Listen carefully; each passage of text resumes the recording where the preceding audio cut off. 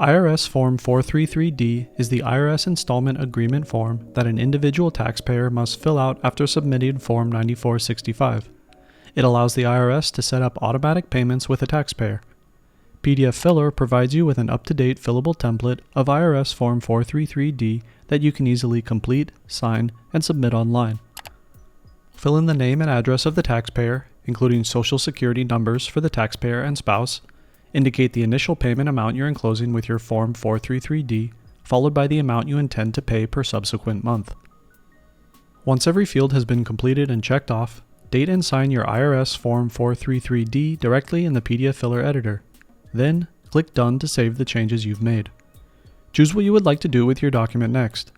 Print out the resulting document, share it with anybody via email, fax, SMS, USPS, or shareable link, send it out for signature, save it to your device, convert it into a template, or continue editing your document online.